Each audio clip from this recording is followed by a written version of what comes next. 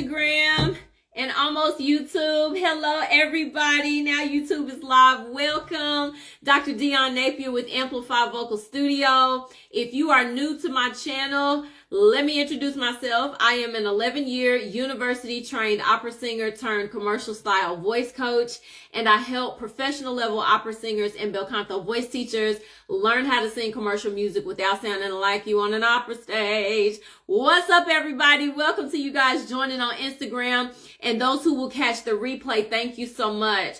I want to do a quick live on belting facts, okay? I just got out of my traction event. If you were in traction, I hope you enjoyed it. That's my 4-day vocal cross-training event for professional opera singers and bel canto voice teachers, where we go over the basics of mixed voice. We do some spiritual activation, mindset conditioning. We do some basics of bell. And then today we had a very special guest, Kylie Dean, to talk to us about how to listen to contemporary music, intentional listening. It was so much fun. And so I want to do this quick live because I actually forgot to present this in traction. I'll probably go back in and drop this. But I want to talk about some belting facts. Belting facts, because it's a lot of I don't want to say misinformation, but it is that. It's misinformation, it's confusion, and really it's fear among classical singers when it comes to belting. So I just want to drop some facts so that y'all's mind can be free. What's up, everybody that's here live? All right, so the first belting fact. Hold on, my slides are not exactly in order. I'm going to just go the way they are on my phone. Hold on just a second, y'all. Okay, so the first belting fact. Belting is a primal sound that is pre-programmed into every human being by God. This is how I teach belting, okay? Belting is your yell. It's like a sigh or a baby cry or a whimper. These sounds are pre-programmed into you. Okay, so you don't have to be afraid of doing something that comes naturally. I tell my singers, God ain't gonna give you something that's inherently going to harm you. Now, you can misuse and abuse a thing, yes. But belting in and of itself is not inherently harmful like many of us were taught in academia, okay? So what I'm doing, I'm coming after those lies and those strongholds in the mind, because academia told classical singers some things that scientifically just do not add up. Scientifically, it's just wrong. It's error. And I'm not saying that we dishonor the teachers and the people who told us, because usually they just telling us stuff that they've learned and people just passing down lies until somebody goes back and does some deeper digging and it's like, wait a minute, that ain't exactly true. So we're not dishonoring anybody, but we definitely want to get clear on this stuff so that we're not afraid and so we can move forward in developing our sound. Okay, so belting is a primal sound. You've been hardwired to do it. Okay, that's the first belting fact. The second belting fact is the higher you belt, the more twang you need to mix or blend into your sound. So for me, when I say the word pharyngeal resonance, if you follow me for any amount of time, you know I talk a lot about that pharyngeal resonance, especially for classically trained singers. That's the same. I use that term synonymously with twang. The higher that you belt, you have to mix in some of the twang. If you don't mix in the twang and you keep that sound exclusively in your mouth resonator, in that chest voice, then you're going to have some issues moving forward.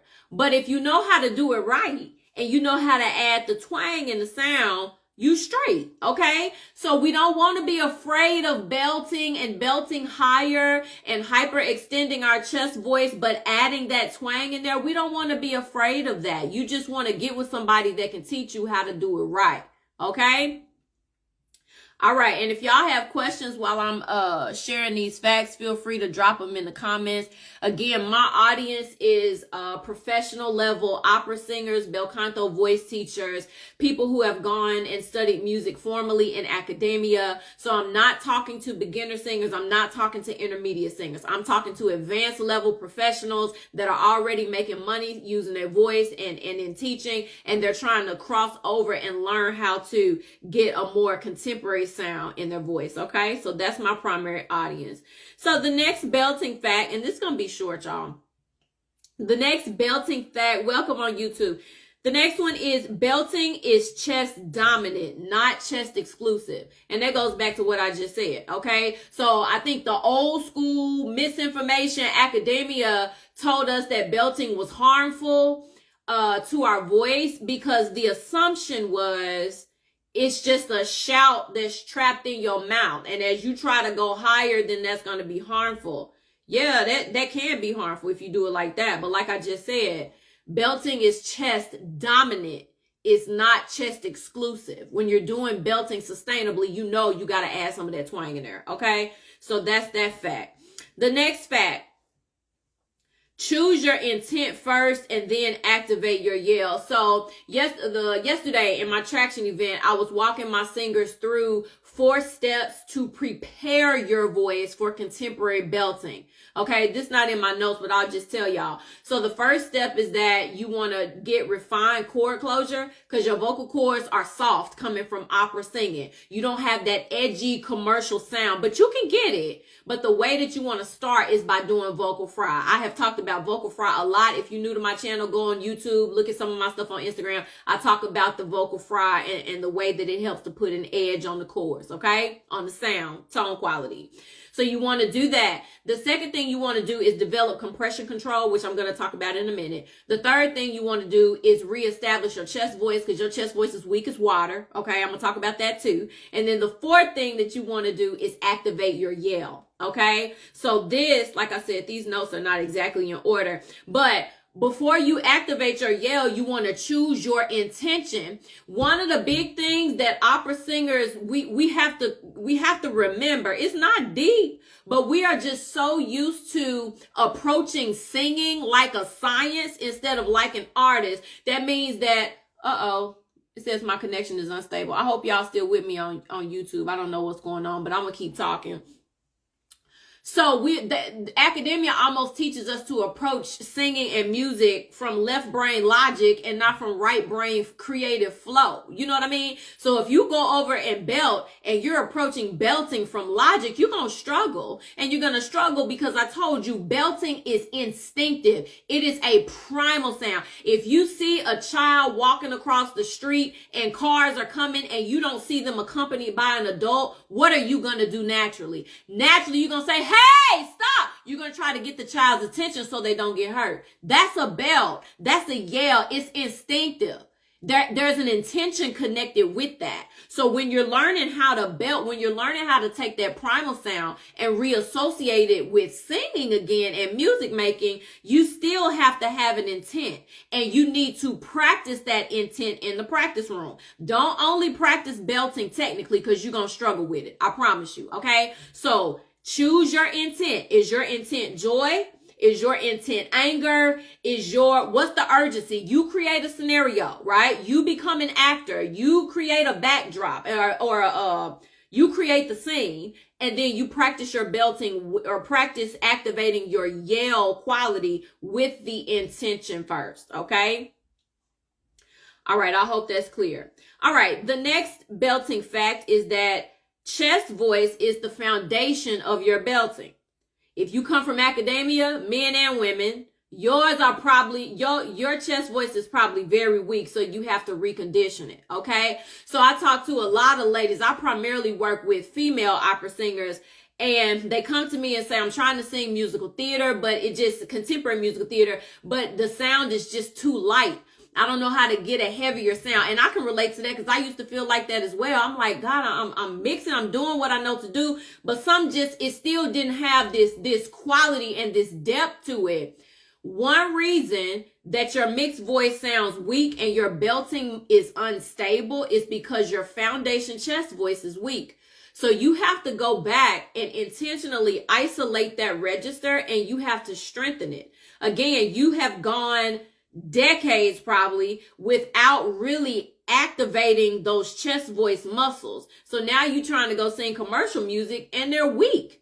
You know, they haven't been used. You've been bringing head voice down primarily as a classical singer. So you have to go back and strengthen the foundation of your mix and definitely the foundation of your belt, that chest voice. Then you will have a girthier quality to your sound. I hope this is making sense. Sorry. I'm getting off my notes. Okay, I think I have 3 more. Any questions? I'm going to take a drink. Any questions? I hope y'all still with me on YouTube. It says my connection is unstable, but I don't know. The timer is still going, so I'm going to keep talking. Okay. I hope this makes sense. I see people on here with me on Instagram. What's up, y'all? Okay, so let's keep going. The next belting fact. Develop compression control, okay? When I say develop compression control, I mean control how loose, how balanced, or how tightly squeezed your vocal cord muscles are. You have to develop control over that. Okay, especially for belting. Most of y'all as classical singers, y'all sing too loud, y'all squeeze the cords too much, and it's me too. I'm not just calling y'all out, baby. I can talk about this stuff because I have done it and sometimes still do it. I have to constantly remember compression control. Why do we squeeze too much? One reason we squeeze too much is that we're trying to overcompensate for them soft vocal cords that I mentioned in the first fact, right? We just, our sound, it feels light. It doesn't feel like it's present. It doesn't feel like it's filling the room or filling the space. So when we sing commercial music, we know it's got to be powerful. So we're trying to increase volume and we're squeezing those vocal cords. That's not the strategy. Okay, that's an enhanced tone quality that you hearing and perceiving as more volume, but that's tone quality. That's why you got to do the work with the vocal fry and refine the chord closure in the chords. Okay, but compression control is especially important for belting, because if you go into belting and you clench and you grab and you overly compress those chords, you're going to struggle. The belt is not going to be sustainable. So what I teach my students and what I have in my guide, if you need the guides, you can just DM me the word guide. They're free. I'll send it to you. Effort level. So if you think about a dial that's from 1 to 10, when you are belting, you want to land between 3 and 6. Okay? Not more than a 6. You got to control that voice. If you go over into 7 to 10, that is overly compressing the chords. You're squeezing too much and your belt is not going to work. Okay? On the opposite end, if you at levels 1 and 2, that's hypophonation. That's not enough squeeze. So you have to work on that compression control at the vocal cord level. Okay? All right. So that's another fact. All right. And let's see. 2 more.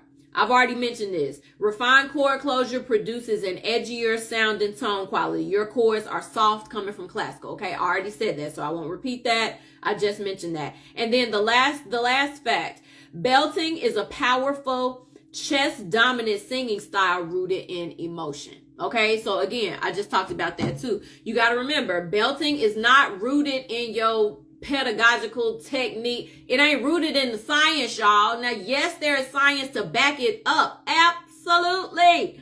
But belting is a primal sound. It is rooted in emotion. So you got to activate your feels again.